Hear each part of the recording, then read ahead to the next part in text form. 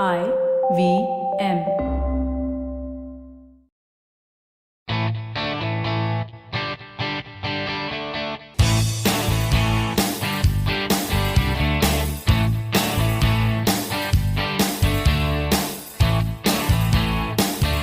Hello and welcome to a brand new episode of the Musafir Stories, India's very own travel podcast, where each week we share the journey of travelers in their own words and relive their experiences with you, our listeners. Hi guys, I'm your host Saif, and our guest traveler today is Ankita Kumar. She's the face behind the blog MonkeyInc or MonkeyInc, like she calls it. And believe me, this blog is no monkey business. Ankita is a scriptwriter and a filmmaker by profession and has done some outrageously adventurous things like riding an ostrich, tasting porcupine meat, chilling with Komodo dragons, diving in a shipwreck, and has narrowly escaped getting stung by a jellyfish. Ankita, thank you so much for being a part of the Musafir Stories and welcome to the podcast. Welcome, Ankita. Hi guys, thank you so much for having me. Ankita, the introduction given about you is very small, so please, I would love it if you could tell our listeners a little about yourself. Also, please tell us about how the travel bug with the monkey and a little about your blog's name as well. It's a very interesting name. Okay, so I think how it all started was I'm a filmmaker and a travel blogger. So that's sort of what I do now. But how it all started was I was in Bombay assisting in a production house called Equinox Films. Okay. The Bollywood film Nature, that's the one they made. So that was the last thing that I was sort of helping in pre-production for before I left. Oh, wow. So what happened was that generally, it was actually really a very, very nice place to work at. I loved my colleagues and I really enjoyed myself there. But I think at some point it started to get to me. Bombay as a city, I think, started to get to me. I remember it was my 24th birthday and I almost sort of had like a nervous breakdown because in my head, since I was a kid, in my head, it was like, by the time I'm 24, I'll be sorted. Now, I don't know what that sorted meant, in what word, but there I was turning 24 years old and I wasn't even happy. Aww. I wasn't happy with my life. I wasn't happy where I was living at. I wasn't happy with Bombay. So yeah, I think that was the sort of the breaking point where I was like, I can't do this anymore. I can't live in Bombay. I can't do this job because ultimately it's not making me happy. And I think that is something that I am unwilling to compromise any longer. That's quite great because at 24, trust me, so many people would just go with the flow. I mean, you've got that thought and you've changed your life based on that. That's amazing. Yeah, I don't know how it happened. I'm so thankful that it happened. So that happened. And then within 10 days, I had quit my job. I had shifted cities. I'd come to Bangalore with no job, no prospects, nothing. Oh my God. And I had booked my tickets to Vietnam for a month. Okay, that's interesting. Yeah, it was pretty nutty. A lot of people were just like, oh, you're just like, you're not thinking this through and you're just like doing whatever you want to. And so I'm like, nothing wrong with that. Like I'm young and I think I deserve to like sort of explore, right? Exactly, yeah. So I think that's how it started. And I went like a month-long backpacking trip across Vietnam, did all sorts of crazy shit. Like I tried some really strange food, including like snails and frog legs and porcupine meat. And pretty nuts. And I saw bioluminescent planktons, and there was a jellyfish that swam past me, and it was like the randomest month ever. Okay, so porcupine meat, how did that taste? Not very nice, actually. Oh, okay. It was like bad, like chicken coated with bad cheese or something. Oh, I don't know if I don't know if it was because of the way they had made it or I don't know what, but yeah, I mean, I tried it because I was like, I know, because come on, must try everything once. That's how true. And porcupine meat does sound something very different, exotic rather, like, whoa, porcupine meat. Yeah, it really wasn't exotic as it sounds. Oh, that's great. You got to do all these crazy things. Yeah, it was quite a nutty month. I think that's when it sort of struck me how much I enjoy traveling by myself and how it gives you like the complete freedom to do actually exactly what you want to do. You don't have to wait for anybody or you can change plans whenever you want. You can just, take your bag and leave the city if you don't want to be there and stuff like that and just catch the next bus leaving town, So I think, so that's how it started. Wow.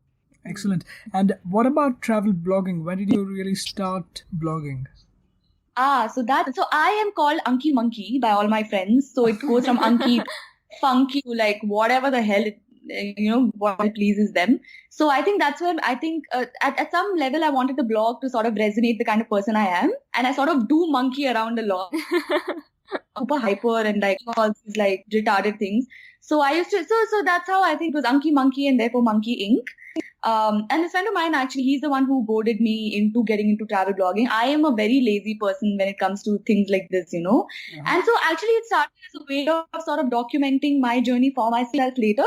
And then when I actually started doing pretty well. I mean, a lot of people liked it and a lot of people actually started reading it. And I was like, people are actually interested in what I do. So why not, write more, at least write more and, share some of the tips at least. And especially like solo female travel is really picking up in India.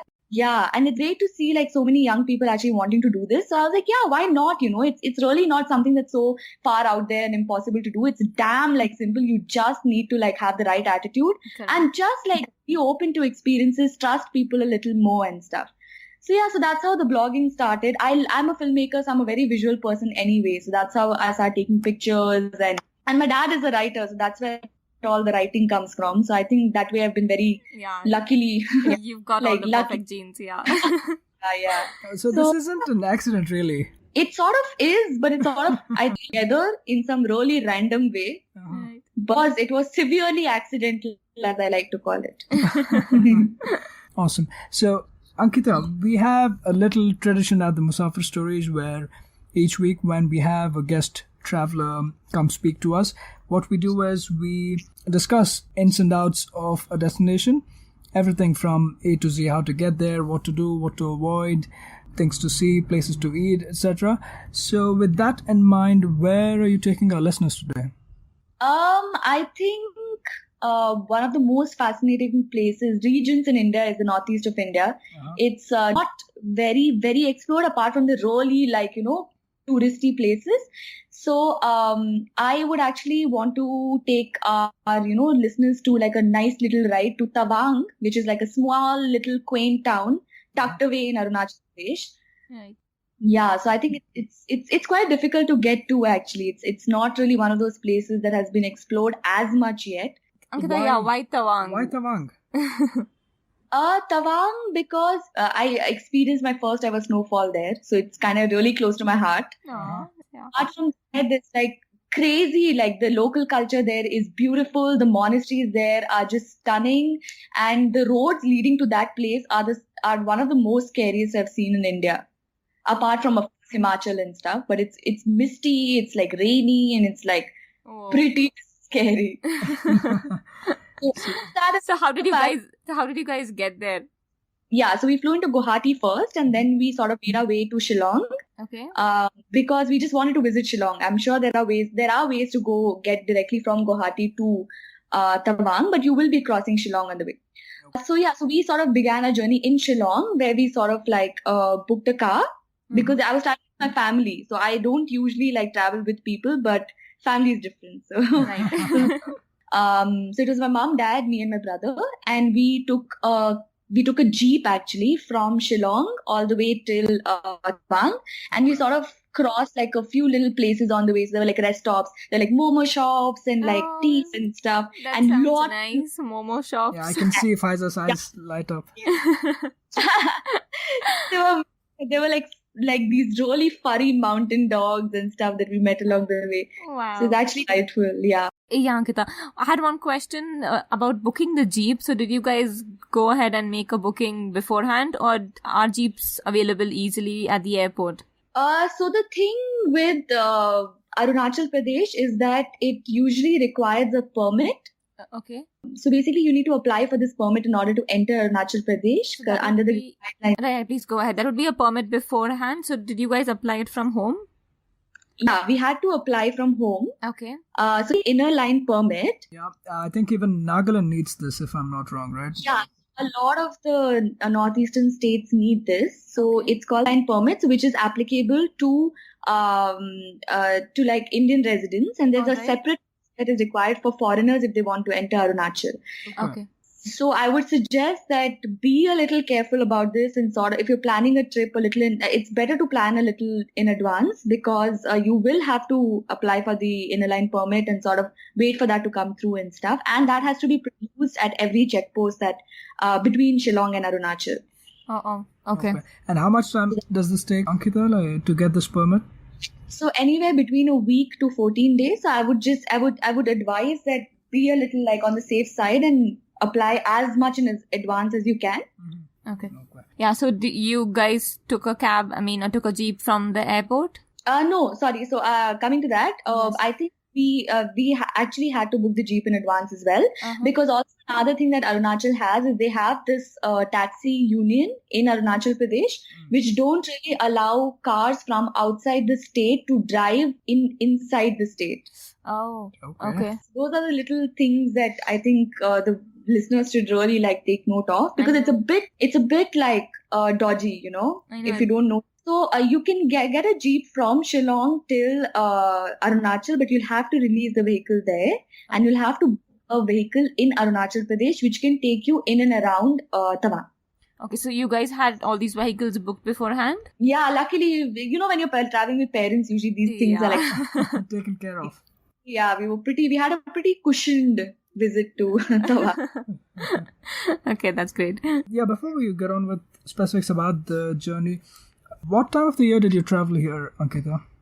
Yeah, so I would say that we traveled in the month of May, and I would say that is some of the best period that you can catch in Arunachal because otherwise most of the time a lot of the roads are blocked because of landslides, because of heavy snowing, and to such an extent when there have been a lot of tourist vehicles that have actually been stuck for like hours and hours because of these kind of problems. So I would please do like a travel weather check because it's a bit like dodgy when it comes to Arunachal Pradesh because of the rains and because of the snowfall and stuff. So do a little like quick check of the weather and stuff and try to go as much as possible during the summer. Right. Okay. And you did mention, in terms of the preparation, you did mention about the inner line permit being an important thing and also taking care of your transport. But if I had to ask you in terms of packing, I know you did mention you traveled in May, but anything out of the ordinary that one needs to pack, say warm clothes is an obvious thing, I'm assuming. Yeah, and sunscreen. Okay. Interesting, both of them. Me think that you get burnt only on beaches, but I've had some of the nastiest sunburns on high altitude places. Oh God. It directly shines on you, and that's like the worst kind of sunburn because you're cold and your skin is burning. So please carry like a good sunscreen and use it generously. Okay. You don't really have to carry too much sunscreen because it's anyway your face only that is exposed. Exactly, So just make sure you apply it on your face. And apart from that, so you will need gloves. You will need boots in certain places because the snow is quite like, the snow is wet and like it's quite slippery and stuff. So just be careful with your footwear and definitely carry gloves because I love playing with snow, as I've realized. I would probably say carry gloves in case you want to have like a nice snow fight and stuff. It's a lot of fun. I know, it sounds great. And awesome. Ankita, about shoes and about your boots and gloves and all that, are they easily available there for someone who needs to buy? Oh yeah. So you guys I'm sure know that the people from the Northeast have like the best fashion sense ever. That's so true, yeah.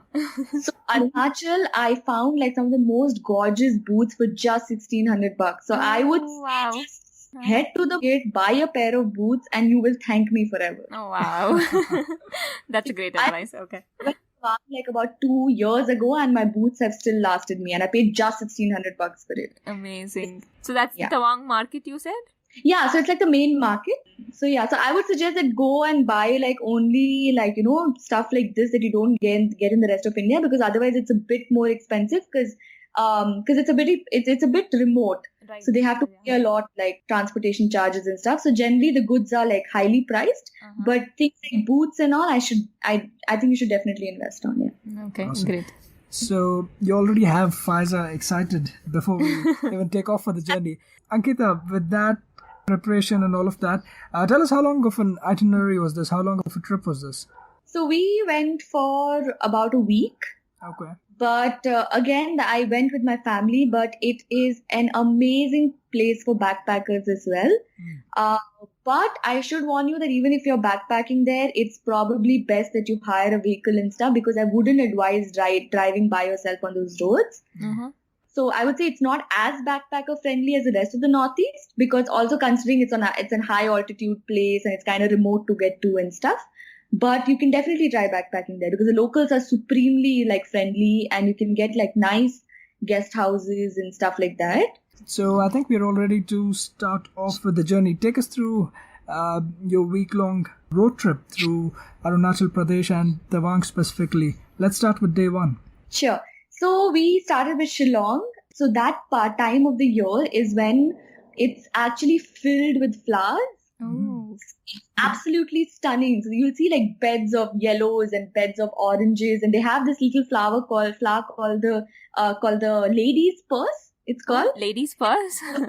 because it looks like an inverted lady's purse, and it's like in the brightest possible. Yeah, oranges and reds and yellows and stuff, and they're like beds and beds. So these are the ladies' purse is actually like a potted plant. So you usually find them like a lot of these houses have them lined up outside.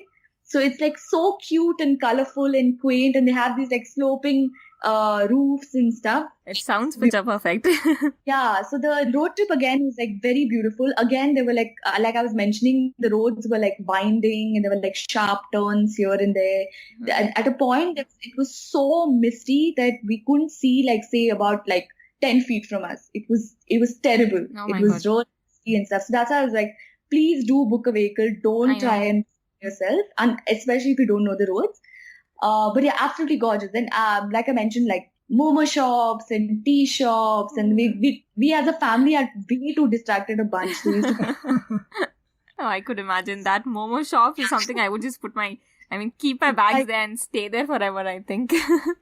wanted to, but my family, they were just like, you can't just like keep stopping at every place and wanting to live there. You kind of have to, yeah. So that was lovely. It was really beautiful, that entire road trip. About the road trip, are there too many hairpin bends and all that? And someone who has motion sickness? Probably the best to sort of pop a pill for motion sickness. I luckily don't have motion sickness, but my entire family does. Oh, that's bad. So they all pop like one pill each. So I think definitely one thing that you should take care of, right? Yeah. And is it a beautiful drive as well, Ankita? Oh, it's a gorgeous drive. So I think Tawang has a very interesting sort of terrain, because bits of it are absolutely green, and then there are bits where there's just like it's sort of barren with like a lot of snow, and then there's just like flowers strewn around, Wow. Okay. That's like a very interesting terrain as well. And so we sort of made rest stops at this little place called Dirang, Dirang, Okay. where we had to sort of sleep, stay for the night, because like I told you, we made so many rest stops and stuff. We sort of had to stay the night somewhere. So I would actually advise, take a break. And if you have like a week, then like do the road trip aram se, do it with leisure and stuff. Stop at Dirang for a night. It's a very cute little town. I should advise you that the accommodation there is pretty disgusting. Okay. So, but did you guys find the accommodation there, or did you all have to book it beforehand? So again, I would advise book it beforehand, because we sort of just landed there and tried to figure out. But we had an amazing dinner so it's lined with all these little Bengali places. Oh wow. Food places. Uh-huh. We had this lovely like chicken thali with like rice and vegetables and papad and achar, and like it was really... That makes me hungry. Yeah, me too. So that was nice. So that was Dirang, not too much happening there. Uh-huh. Then we proceeded to Bhalukpong and then to Tawang. So that was our route. Okay. Then near Bhalukpong is where we found this little hot spring. So I wouldn't really recommend going there unless you've never seen hot spring. We were excited because I had never seen a hot spring. Yeah, I've never seen one too. Yeah, so it's like very tiny, but it was really cute because all these like little brats were there, like some 8 to 10-year-old boys. They were just chilling in the hot spring. So it was really cute. Showed me like where the warmest part of the hot spring was and stuff. Oh, wow. So that was called the Shachu Hot Spring, Tshachu. Okay. But honestly, it's quite like avoidable if you're not too excited by hot springs. It isn't much of a deviation though, right? No. It's not too much of a deviation. You just have to climb down a couple of rocky steps. Okay. So that, and then the next stop I think that we had was this waterfalls called the Jung waterfalls or Noorarang waterfalls. Okay. Which are gorgeous. Like they are like a majestic force of nature. Like they come down with such a vengeance. It's amazing. So that's one. So it can get a bit touristy, but if you go towards like say the later part of the afternoon and stuff, it will be quite empty. Okay. So this waterfall is on the way, Ankita? Yeah, it's on the way to Tawang. Yeah. Okay, not much diversion there also. No. No. For the waterfall, you'll have to probably take another route. Okay. But it's definitely not as much of a diversion. It's definitely a diversion you should take. Okay. And this is all still day 2, right, Ankita? This is day 2, yes. Cool. Go on. From Noorarang, you said? Noorarang waterfalls? Yeah. Noorarang or Jung. It's also called Jung. Yeah, we spent about like half an hour to 45 minutes there. Okay. It is not really much to do. It's just really gorgeous. So you just want to like look at it for the longest time. So yeah. So after that, I think we're pretty tired as well. So we headed off to Tawang, where actually so we actually had booked a guest house there. It's a government guest house that you can also book. Okay. So if you look up online, you can find like pretty decent guest houses and stuff. And that guest house was run by like the sweetest couple. Whole guest house, right from like cleaning to like cooking to sort of helping us with our luggage and stuff, and we had the cutest rooms. So I think it was quite delightful stay. Yeah, that sounds great. Yeah, so I think that day we just like we were too tired to really do anything, so we sort of like had an early night and we just slept. The next morning is when we were supposed to leave from Bumla Pass. Okay. So we reached Bumla Pass. So Bumla Pass is a bit of a drive away. Okay. So like I said, that you'll have to like book a cab, like book a taxi to take you there and stuff. So this thing is, so Bumla Pass is basically where the Indo-China border is at. Oh wow! So would you need a permit there, like a different permit? No. So whatever permit that you have for Tawang sort of functions there. So that's not a problem. And it's about like 15,000 feet above sea level. So it's like pretty high up. Oh my God. So again, I would suggest load up on all your like warm clothes and gloves and boots and blah, blah, blah, because you're definitely going to be needing that in Bumla. So Bumla is where I saw the first snowfall. It was gorgeous. So for some reason, like a dumbass, I had never realized snowflakes actually look like snowflakes. I was like, oh, figment of their imagination. It's actually just like little of snow, but no, it actually looks like snowflakes. Yes, you would not believe it. Once Seth and I were out, this was when it was snowing when we were in the US, and there were snowflakes on Seth's jacket, and that was the first time I realized that snowflakes actually look like snowflakes. Trust me, my entire life I always thought snowflake is something like an imaginary thing that people have just come up with. Same. Like it's so intricate and so beautiful to be real. True. Yeah, so we reached like Bumla Pass. That was like actually, to be honest, was pretty touristy. So that the ride to Bumla Pass was very interesting. But at Bumla Pass, sort of like the soldiers are very sweet. So they'll come, they'll take you around, they'll show you China from India, and they'll tell you so many fascinating stories about how. So it's so cute because apparently the soldiers from both sides have this sort of exchange night going on. Like they have it every Saturday, where the Chinese soldiers come over and they put like a show up for the Indians, and the Indians go over and they put up a little show for the Chinese soldiers and stuff. Yeah, it's quite adorable. Really? That's nice. And what other stories did they tell you? We would love to hear one of the story at least, please. So they were telling us stories about how this one time, so the locals and the soldiers have this like really nice bond going, because there have been a lot of times when the soldiers have been stuck up near Bumla Pass for like days together with no food, no water and stuff, because the entire route from Tawang up till Bumla Pass has just been snowed down. Oh my God. And the locals are generally way more acclimatized to that sort of temperature and that amount of snow than the soldiers are, because the soldiers are from like the other parts. So when they see snow, they're just like, "Acha, ye kya hai?" So it takes them, all jokes aside, like it takes them a while to sort of acclimatize to kind of harsh temperatures and stuff. So yeah, there have been times when the villagers have like risked their lives and gone all the way to Bumla Pass and really rescued these soldiers. So like pretty like sweet stories like that, and it was quite an experience. It was actually really nice. So what I really liked about Tawang was that on the way from Bumla Pass to like when you enter the town of Tawang, this was like pretty early in the day. Like it was not pretty early in the day, but like early in the evening. So there was still light and we could still see stuff. It was I love Tawang because it's just such a happy place. Like there are these colorful prayer flags like everywhere. Like wherever they find one nook, they'll put like 100 prayer flags there. So like prayer flags running from mountain to mountain, from hill to hill, from trees to trees, and just like across from either side of like tiny lakes and like springs, and everywhere that you can spot, you will see at least like 1,000 prayer flags, and they're just so happy and colorful. So it's quite amazing. And they also have like these little temples with like prayer wheels, like at least 3 prayer wheels lined on like roadsides and stuff. And I'm like, this is so beautiful. And every time people walk by, they would sort of like roll the prayer wheel. Yeah.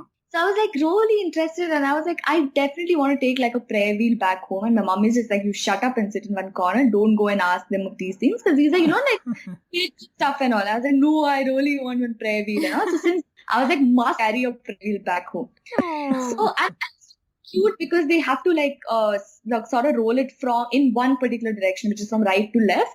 And it's so cute because when they warn you about the direction of the the way you're supposed to roll it, the worst threat that they have is something bad will happen to you.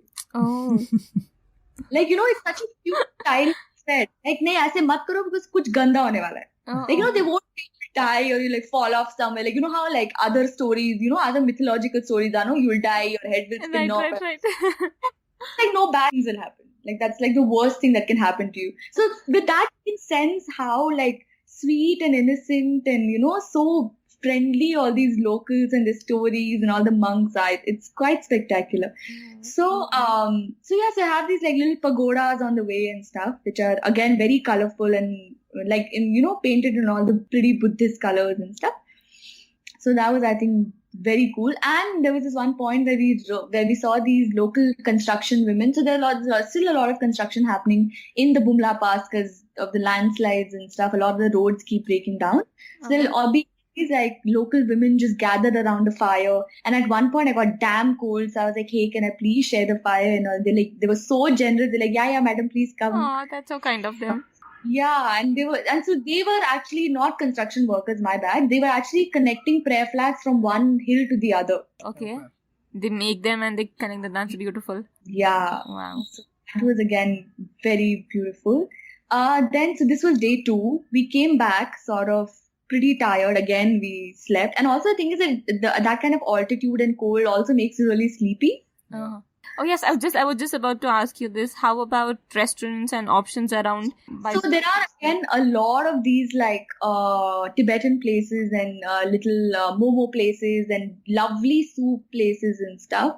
So you can also walk down that market area, which is where you'll find all of these little spots and have amazing dinner. Like I just love momos. I used to just load up on momos.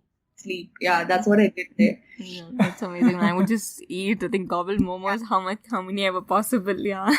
So that was the second day. We sort of walked around in the market, had some momos, had some hot soup and stuff. So third day was when we went to this lake called Madhuri Lake. Madhuri? Is that Madhuri Dixit Madhuri? Yes. Yeah, so that is where Kona was shot. Again, it's one of those like touristy places, but you can't really visit places and not go to these touristy places. I know, that's true. Yeah. So that's again managed by the army. So you have like an army canteen and stuff there where you can eat and all of that. And very beautiful. So the whole lake is covered in like tree stumps because apparently there was like a really bad, like, I think it was a flood if I'm not wrong. Oh. So a lot of the trees had sort of gotten washed away and all. Okay. So there are like lined with tree stumps. So it's absolutely stunning. Okay, it's really gorgeous and a bit dark. I would say like it's not the happiest place because generally like tea bags and stuff, but it's definitely an interesting place to visit. Yeah, and it's called Madhuri because Madhuri Dixit was there. Yeah, but for somebody who's wondering, Yeah, it's a lake it has a different name, I think, right, Ankita?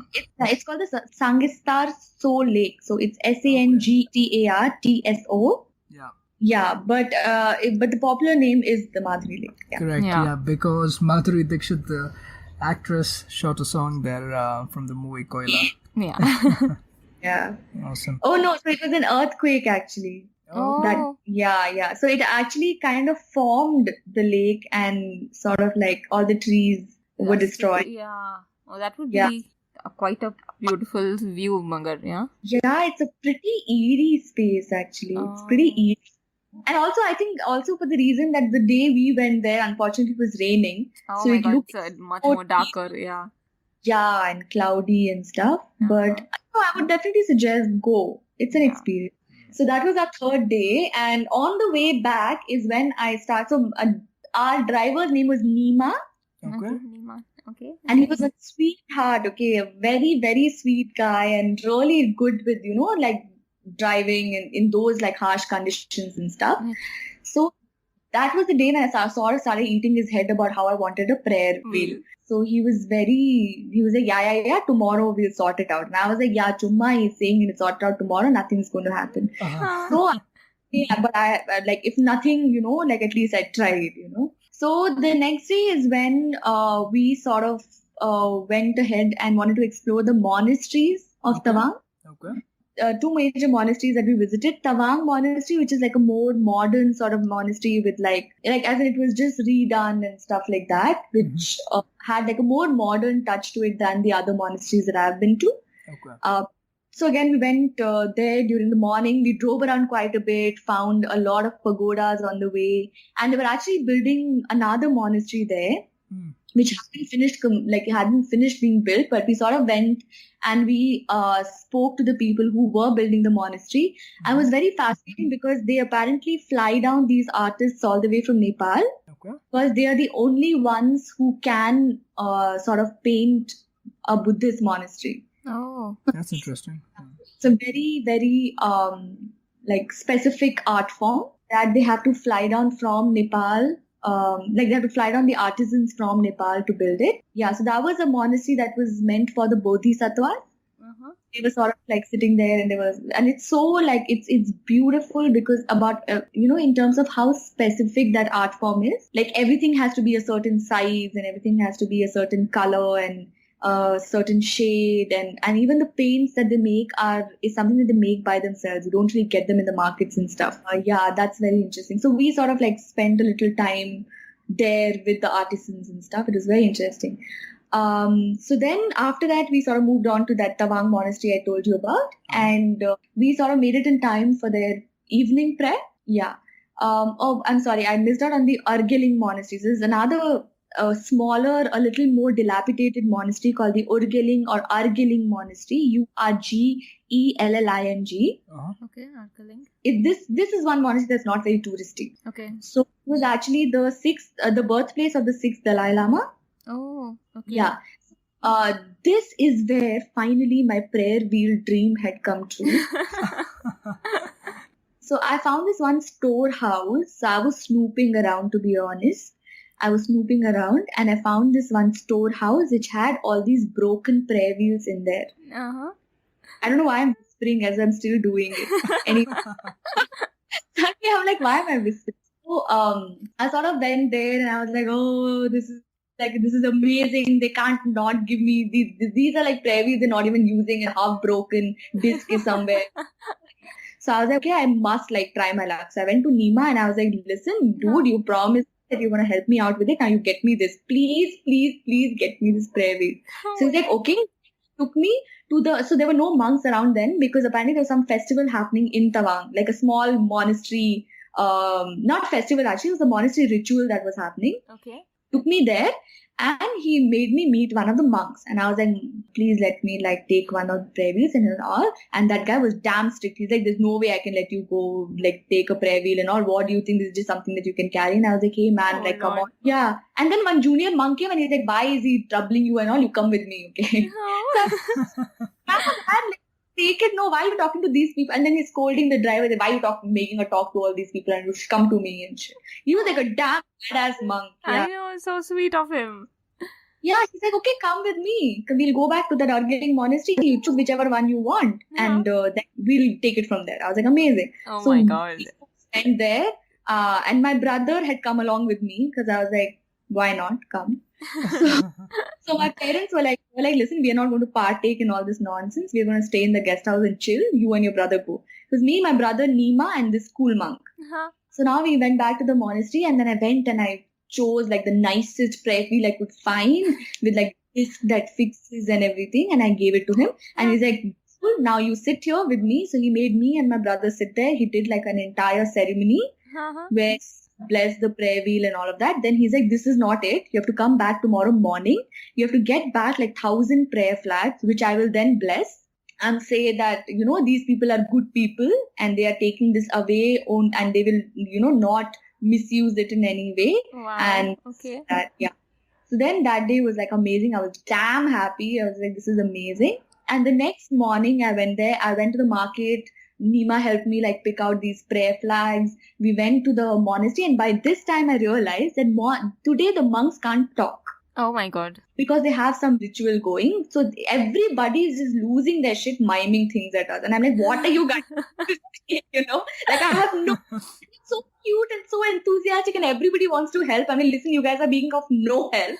I have no idea what you guys are saying. Then finally, after some like major miming sessions, they pointed me to the monk that I was supposed to go to. I found him and then I was like, please. Thank God. Like, yeah, here are the prayer flags, like bless them please. And he's like, yeah, come by in the evening and we'll have it ready for you. Yeah, so the whole day we sort of like, we spent that day in the market, just walking around, shopping here and there. And yeah, that sounds like a fun day. Yeah, it was like a nice chill out day and we sort of needed that, It had been like quite hectic with the altitude and with the driving around. We just needed one day to just chill out. Absolutely. And so that was our day. Yeah. And so we sort of walked around, had nice lunch and blah, blah, blah. Found some more mountain dogs to play with. So we decided to go back to the monastery and sort of get the prayer wheel back. So when we went to the monastery, they were like, okay, you have to come up to the place we live at, because that's where we have your prayer wheel, like, safely kept. So there's one more twist to this. Yeah, I know. I thought you... It's not there yet. Yeah. So went up to went up the staircase. It was really dark and there was just like candles around. And all these monks are like, sitting around, okay? It was so cute. It was their dormitory, basically, where they sleep and stuff. Oh, that's nice. And all are, again, very super enthusiastically miming away. And I'm just like, okay, I'm just going to sit in one corner and like pretend that I understand them. So we sat there and so sweetly they made like butter tea for us. So butter tea is something that's made with yak milk. Okay. Yeah, so it's sort of like an acquired taste, I would say. It's not something everybody likes, but I really like it. Okay, that's great. So they sort of made like, homemade butter tea for us and all of that. Oh, wow. And, so would they like really add butter to it or how does it go?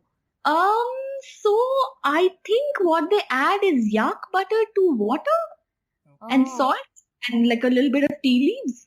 Yeah, so it's salt tea actually. So it's like, it's little tea, like a bit of tea leaves, yak butter, water and salt, I think. Yeah. Oh, okay. Yeah. Interesting. Yeah. So it's quite like, it was nice. I quite liked the tea. It was different but really nice. And generally, like, it was just such a nice experience to be sitting around them and they're making yak tea and like, giving it to you and it's like this candles lit up and all these monks in their like maroon robes. It was actually quite fantastic. So yeah, and then he told me that, yeah, you need to like, keep your prayer wheel away from shoes and we have blessed them and we have told them that you're good people and you have to roll it only in one direction, the right to left, or bad things will happen to you and stuff. And all of this is in mind, All of this is in mind. Yeah. So we're just sitting and having a gala time trying to like figure out what they're trying to say. Yeah, so that happened and I was finally allowed to take my prayer wheel back. Oh, finally. Yeah, so that was like a very, very nice day. That sounds like an adventurous day, and I can't even think about getting a prayer wheel back, and you actually went there and did that. I know, quite an adventure. Because I was so ready to fight with the airport officials if they didn't let me carry it. Was going to kick up a fuss saying that, oh, against my religious right. But they just let me go. Oh, thank God. Not thank God. There's a 3-inch nail attached to the prayer wheel. I could blind someone, I could kill someone with shit. it, Okay, but luckily for me, of course. No. But what else would you say apart from good vibes, they just let me, so it was quite amazing. Yeah. I still have that prayer wheel, by the way. Oh, you It's do? like I was this. about to ask you the same thing. I mean, I do it. Oh, that's Okay, we nice. have to come see you then. Yeah. You must. It's full of stuff from. Oh, I also bought a cowbell from Tawang. Oh, Because why not? Yeah. Well, sounds nice. Cowbell. Then I have prayer flags, of course, from there, and I have a prayer wheel. So yeah, Tawang is quite dear that way. So yeah, so I think that was Tawang for me. Very, very fond, very beautiful, extremely colorful, very, very, very good vibes, super friendly. So yeah, Tawang just I'm smiling right now like an idiot. So Tawang always does bring a nice smile to me, to my face. Tawang was happy memories. It was all happy, yeah. Awesome. I was going to ask you specifically about your interaction with the locals there, but yeah, from the things you've mentioned about the time you spent with the monks, it sounds like really unique experience you've had. Yeah, it was so random. Like I told you, that's what I keep telling people. It's really about being open, and having that trust. Because I understand that you need to be, careful. You need to be all of this. But I keep saying that be cautious, don't be fearful. That's true. Yeah. Always have your guard up. Always be, because anything can happen. Realistically speaking, anything can happen. But at the same time, trust in people's goodness. That's true. Yeah. And always trust your instinct. I always judge people and places by the vibes that I get from them. That is one thing that I always make sure that I have. If something or someone doesn't seem right, get out. And that's perfectly put, yeah. Especially as a female solo traveler, because let's face it, it's a little bit more difficult.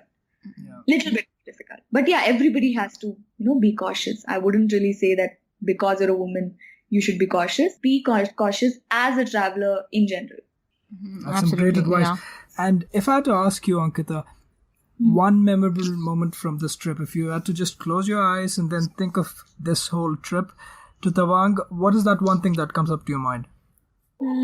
I think, it's if I close my eyes, all I can picture is that dark room with the little candles chilling with the monks and dark buttered tea. I know.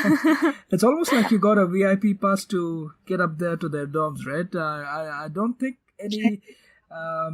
any other traveler would have experienced that. No? It was beautiful, and like I said, just be open to these things. That these things happen.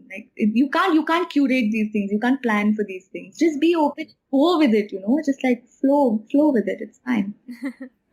Absolutely. All the best, Ankita, for your future endeavors, and thank you so much for being a wonderful guide and taking us to Tawang. I still feel I'm somewhere in Tawang and looking at Madhuri Lake and talking to people there. Thank you so much for being an amazing guide. Thank you so much for having me with you. And it was such a pleasure, talking about it, because sort of did really take me back to the trip. And these are memories that I sort of really treasure. And it was great talking talking about it. And I really hope that it helps, the listeners in whatever way possible. That's true. Thank you so much. Ankita, and can you please tell our listeners what would be the best way that they could get in touch with you? Okay, so my blog is at MonkeyInc.in, which is MonkeyInc.in. So you can always get in touch with me through my blog. I also have my Instagram handle is monkey.inc. Okay. And on Facebook, you can find me at MonkeyInc, again, INC. Perfect. So those are the ways that you can contact me. And please do, if you have any questions or if you just want to say hi. Go. Definitely. I bet after listening to this episode, and especially after seeing all the beautiful pictures that you've taken and your beautiful blog, there would be so many people waiting to ask questions. I hope so. Thank you so much, Ankita. Thank you, Ankita. Thank you. That was yet another great episode of the Musafir Stories. If you guys like the show, please subscribe to us on iTunes, Audioboom, Stitcher, Pocket Radio, or any other podcasting app that's available on iOS or Android. You could also follow us on Facebook, Twitter, and Instagram. We go by the handle The Musafir Stories. Or, if it suits you, you could email us at themusafirstories@gmail.com and visit our website www.themusafirstories.com for more information. All of these links will be made available in the show notes section of the podcast. So here's to more traveling, sharing, and inspiring. Stay tuned for our next episode. Until then, happy travels and goodbye.